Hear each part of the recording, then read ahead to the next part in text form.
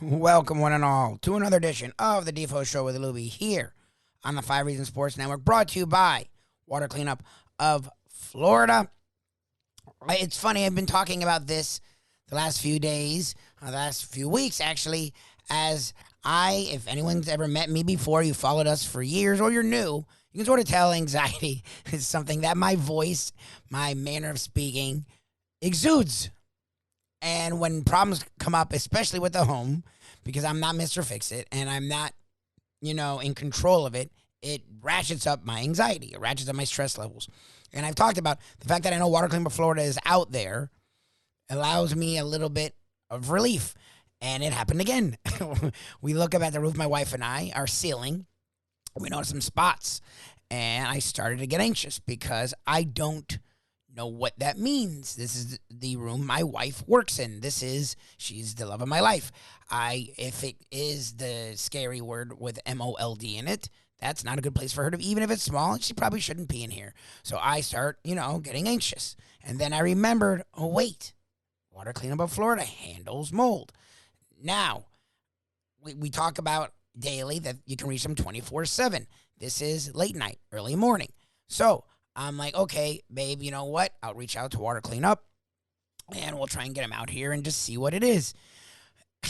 And what's funny is I reach out to him, and it's early in the morning, and yeah, I get, a voicemail because you're thinking, okay, they won't call back. I get an instant message back, an instant call back. And I'm not saying that, of course they're a business, they call back. That's not true. You know how many businesses I call regularly? I reach out to regularly. I leave extensive voicemails. I text. I incessantly call when it comes to things around my house, and I never hear back from them. And if I hear back from them, it's at the end of the day, or it's the next day, or days later.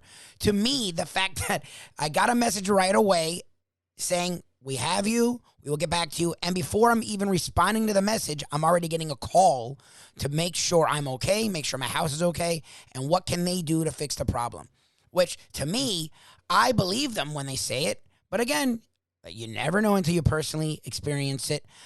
Already, they're communicating with me in a way that I've never had communication with when it comes to service with my home. And that stress that had already gone down a little bit, just knowing they existed, is almost gone. Because if they're going to communicate with me like that, then the idea that they have over 60 years of a combined experience between Michael, Robert, and their team, the fact that they have licensed contractors, I now believe them. They've already proven to me when they say 24/7, they mean 24/7. You reach out to them no matter when, they will get back to you either right away with answering the call, or if they're at another job, they will respond immediately, get back to you immediately, and you will be able to set up a time, have them come out. They will be able to assess the situation. And because they proved to me with the communication how swiftly it was, I believe that they will be efficient, quality work, and they will make my life easier. They've already made my life easier because I've able to tell my wife, look, I talked to them. They're working on it. And again, when you are in a partnership, man or woman, man, whatever it is, a lot of it is, okay, will you get it done? Will they get it done? Well, the fact that I've already talked to them, the fact that they're already working on it, the fact that we're already into the process, and it's still the morning when we had this communication, says so much about them and what they do at Water Cleanup of Florida. I can't imagine a world without them. And thank goodness that I know they exist, and now you do. If you have any trouble with your homes, water, fire, mold, flood, anything, call them.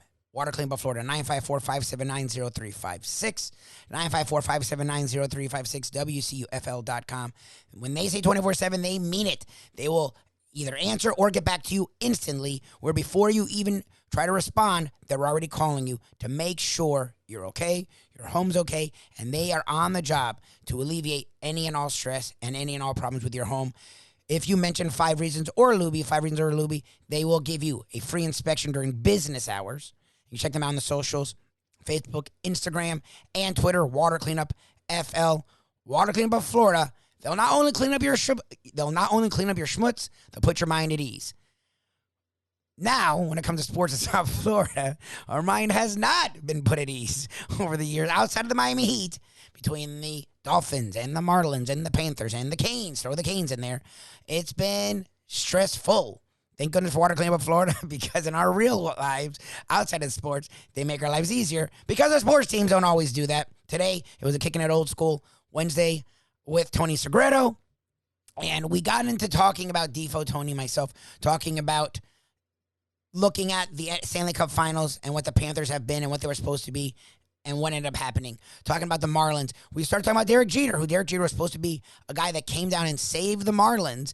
What ended up happening, Derek Jeter is a guy that sort of keeps people away. He never really opened up. He never really embraced the role as a guy that was supposed to be the face. And the Marlins aren't any better off. We then go on to talk about the Miami Dolphins and their coaches and the disaster that has been. And I'm sure that's why a lot of you love the Miami Heat content here, because one thing, one organization, one team in South Florida that hasn't let us down year in, year out, no matter who comes, no matter who goes, is Pat Riley and the Miami Heat. So we're grateful to them. But today, we sort of take a look at the other organizations, the other franchises, the other teams down here in South Florida on the Defo Show with Lubie on the 5 Reasons Sports Network. It's lost, though, on the local public, unfortunately. Yep. And Absolutely that's lost. the sad part about, the NHL. Although, it's sort of surprising to me. It's risen, at least in terms of television stature, to where, is ABC involved in a ratings bloodbath because of the fact that they're airing Stanley Cup Finals between two relatively small market teams? Denver's a decent-sized city, but they're out west there. Nobody sees the Avalanche or has any idea who's on the club. And the Tampa Bay Lightning, that's a small market. In Florida. Agreed. And it's a Southern team. Yeah, Southern. They don't care about Southern hockey. I'm telling you, the diehard Blue Bloods hockey fans, they see a Florida team, they see a Tampa team, like a Miami team. They figure you have to be freezing to play the game. Yeah, like where are you guys playing this? What kind of hockey is that? Yeah, exactly. It's not those the places that are they're cold, where you've got to double up outside, you got to triple up inside. Here, in Florida, it's like you're wearing shorts to the game, and then you get there and you're putting your jeans on and a big jacket on because it's cold inside the arena.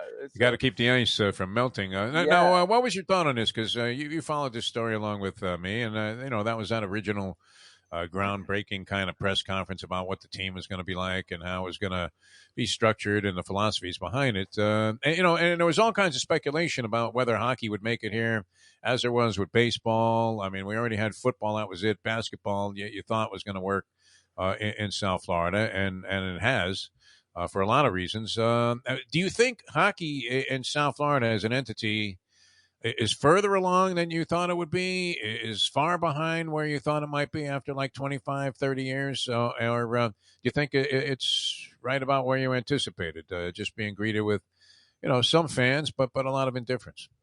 Yeah, if I were to do a lean right now, it's probably not as far as I thought it would be, but the reality is probably where we should have thought it would be.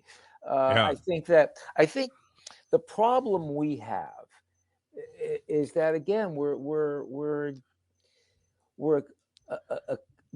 a market that's so fractured in terms of, you've got, we'll use hockey as the example. You got Rangers fans, right? You have Islanders fans. You have Bruins fans. Real hockey teams. Real hockey teams. So when their teams come, the arena's packed.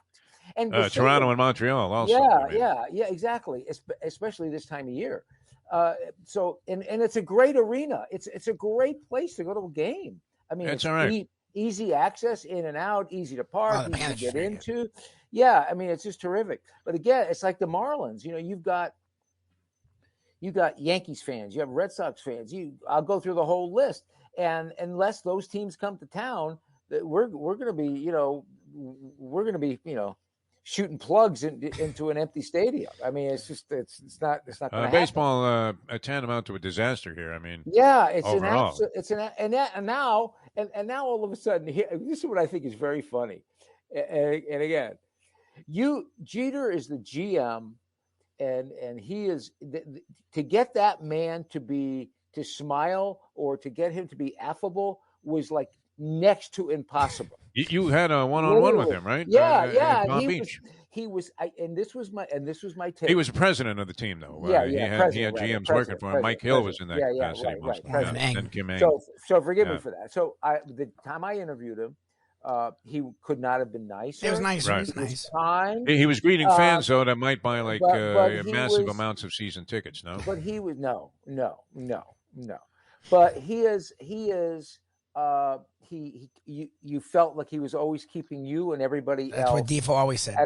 At a distance. No doubt. And this is the way I put it to people. And if you were to walk into a cocktail party or into a room of, at an event, and you had in one corner of the room, you had Derek Jeter, Hall of Famer. And in the other corner of the room, you had Dan Marino, Hall of Famer. Good. Okay? So at the beginning of the evening, it may be split. Man. By the end of the evening, Marino would have them and eating out of the palm of his hand. Yeah. Because he had that. He's charming, he's affable. He'll talk to you. He's he has that smile, man. That right smile. He smiles and he cracks one. He's a regular guy. Yeah. And Jeter, I don't care who you are.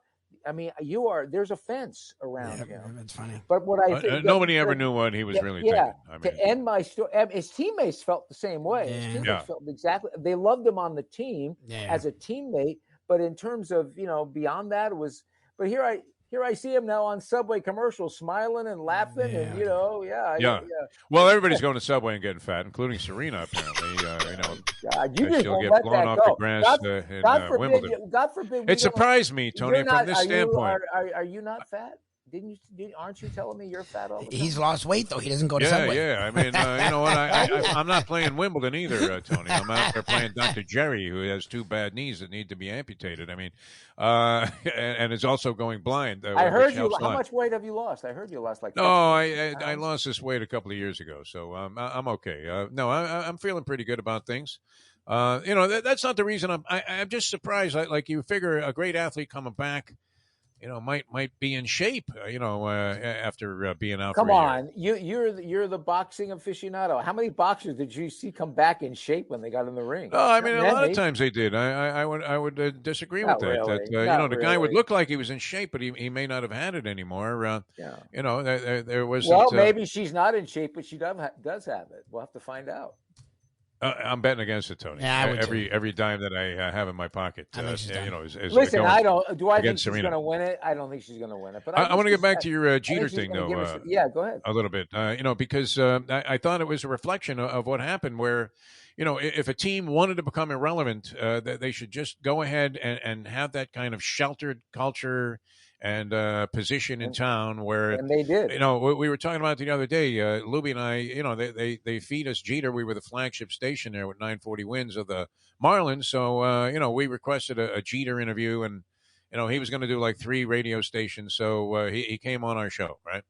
And they were so paranoid. I mean, and it was crazy. I mean, in the second question, I hadn't even fired off 2 questions to this guy yet. We're going to have him on for like 10 minutes, and he's not, going to give these long answers or anything. So you're going to get a lot of stuff in. Yeah. And, they're already worried about how we're treating Jeter because they didn't want to piss off the guy. And it was, we're responsible for, honoring and, being involved in his contract with the radio station. And all we did was ask Jeter about his, special relationship with George Steinbrenner. That's all you did. A standard question. Which, I mean, would be a way to sort of maybe get a little of a glimpse inside what Jeter was like with this man. Fun. Yeah. Anything. Listen, we were asked. I was asked before I did this interview. Again, we did an hour. Oh, wow. You had an hour with Jeter? Yeah. I remember that when you were doing that. We were one-on-one on a stage of about. I remember the thing. I just didn't know it was an hour. 1,000 people, maybe. I don't know how many people, but and it was like a fireside chat. And he was named Joe DiMaggio. He got the Man of the Year from the Joe DiMaggio Children's Hospital, and every other winner, which included Magic Johnson, on and on and on, they gave a keynote thank you speech, and Jeter said, I don't feel comfortable doing that. I'd rather do he'd rather do an interview. So I said, okay. They said fine. So they called me, and they said we need to see the questions. I go, because you're going to shock and awe with Derek Jeter. Are you kidding me? You're going to bury Jeter about his contract dispute at the end of his career there. Did he really hate the Yankees? Yeah. He won't do it unless you hand questions in. I go, he won't do it, or his people won't allow him to do it. I said, okay. So I told the people at the Marlins. Very paranoid, Here's what I'm going to do. I'm going to give you 10 lobs. not one of them will I use. But you can give them something. And I promise you, not one of these questions will be used. And I didn't. And it was fine. And it was fine. He was fine with everything. You know, we talked. It wouldn't be the kind of setting, though, where you would be. Like, not really a reason to put Jeter on the spot. What did he ever do? You're going to ambush. You know, when you gave out the goodie bags, why were you doing the goodie bags? You were Jim Gray. Yeah. What were you doing with those women, Derek? Like, come on, you're not doing that. Yeah, that's not coming from Tony Segreto. Don't even get me going on that one. Oh, Jim Gray, yeah.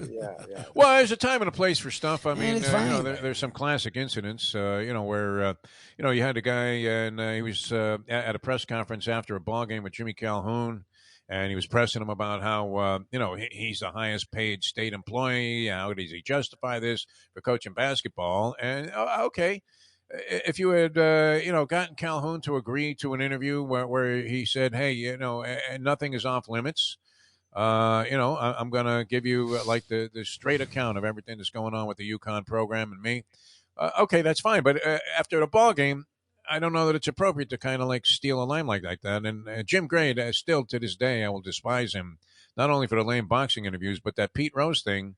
Yeah. We all know what was going on with Pete. He was a sick, degenerate gambler. Come on. Yeah. And when he did that at the All-Star game and they finally let Pete back on a ball field, it was just uncalled for to press him like that. Yeah, and here's the other thing. If a person is in the limelight and there's some shadiness around that individual, and you ask for an interview, if that guy or that woman doesn't know what you're going to ask them, then shame on them. Come on. Yeah. But if you're like somebody in town, like you with Derek Jeter in 940, or us sitting on the stage with Derek Jeter for Joe DiMaggio Children's Hospital, come on. Do you actually think that you're going to ask them something? But here's what I think the real reason is. They don't want to make him or her look bad. Yeah, obviously. They don't. No doubt, They don't. Yeah, but the point is, they don't want you to ask them something they don't feel they can answer. Yeah. Well, I mean, it would be inappropriate. I mean, it comes on our flagship radio station, and the first question to Jeter is, "Hey, Derek, do you really expect the fans to buy this bullshit? Yeah, that exactly. Be a good team? Like, come on, like." What's he going to say? Well, when we really feel like building up the farm system was the way to go. Whatever you ask him, he was going to give you the rhetoric anyway, which is the funny part about all this interview paranoia. But, it is paranoia. It is absolutely He was very guarded, though. You didn't know what the hell. I mean, he would come to some of these things. We were at a few things that he was at. In fact, we actually had a picture with him, and it was just really weird. We did 2 years in a row. Because he came by, like when we were doing a show at spring training, and while most of the people couldn't have been any more affable and gracious with their time, including the great Don Mattingly, there was no way that like Jeter was going to sit down for a few minutes, which if he had been more of a spokesman for the club, and I thought he was going to be in that role, I thought he could have really turned around a lot of the animosity that was directed at the team for being bad. Yeah, he could have won this town over. Easy. It was there for the taking. Won it over. Thank you, one and all, again for tuning in to today's edition of the Defo Show with Lubie here on 5 Reasons Sports Network. I'm kicking it old school Wednesday with Tony Segreto. Tony's always brought to you, to us, to the world by Texas Roadhouse and Catholic Health Services, two tremendous organizations. Yes, the Miami Heat are also a tremendous organization. The others, not so much, but they seem to be brighter. The Panthers were the number 1 overall seed. They did get through a round. We will see if they make a coaching hire, a head coaching move, and either Brunette figures it out or they bring in a bigger name and that person figures it out and they grow from this season instead of falling on their face like they did versus Tampa Bay Lightning going forward. The Marlins have been a little bit better, have been more entertaining on offense. They definitely have great pitching, starting pitching. Their bullpen is a disaster, and that's been a problem. But they're hovering around 500. We will see if that continues to go in a winning direction. The Miami Dolphins and the Canes are the ones that it feels like they have a nice shot at joining the Heat. The Dolphins now seem to have a young head coach that has a clue. We'll see. But it feels like he does. And Chris Greer, a guy that I have no faith in, went and made some moves that show they want to win. And we haven't had that with the Miami Dolphins for a while. And the Canes have done the same thing. The Canes, there's a lot of excitement for a reason. They've gone and spent a lot of money. They've gone and gotten big names that have had success in college football. They have an AD who's had success in college football. So the Canes, when it comes to football, are taking it seriously in a way they never did. Even when they won, that was Jimmy Johnson's frustration, was they didn't take it serious enough. Like Howard Schnellenberger, like they never, even when the Canes were one of the preeminent, if not the preeminent, college football teams in the mid to late 80s into the early 90s, the execs, the higher-ups never took it seriously. This is the first time they really have. So you would think if they were able to win before without that, there's a reason for excitement with the Canes. So it's been sad, but it feels like we're turning a corner with our South Florida sports franchises, South Florida sports teams, and that's why we're happy to be here. You're home for South Florida Sports Talk. You can check us out for our talk, where we ain't just South Florida. We talk about it all, sports and other things in the world. The Defo Show with Lubie. Each and every day, we're live 7 to 9. South Florida Live. Just look it up on YouTube, South Florida Live. Look it up on Google, South Florida Live. Look up the Defo Show with Lubie on YouTube. Look up the Defo Show with Lubie on Google. You can check out all of our stuff we got going there. Our show each and every day, again, live 7 to 9. Plus, we do our exclusive content nationwide content on the Believe Network, BLEAV.com. Search After Hours. And, of course, each and every day, our South Florida skewed content right here. The Defo Show with Lubie on the 5 Reasons Sports Network. Hey, folks, Tony Segreto here. Let me ask you a question. What do you look for when you go out to eat? Good food, obviously. Friendly atmosphere, not too loud, but good energy, reasonable prices, and a place where you feel comfortable. All those ingredients, no pun meant there, are hard to find unless you're talking about the Texas Roadhouse. You see, they encompass all of those attributes. Really, really good food, amazing atmosphere, good for a family, good for a date, or just a night out for yourself, and prices that will make you extremely happy. Their ribs, unmatched. Steaks, hand-cut every day. Everything, and I mean everything, is made on site, including their incredible bread.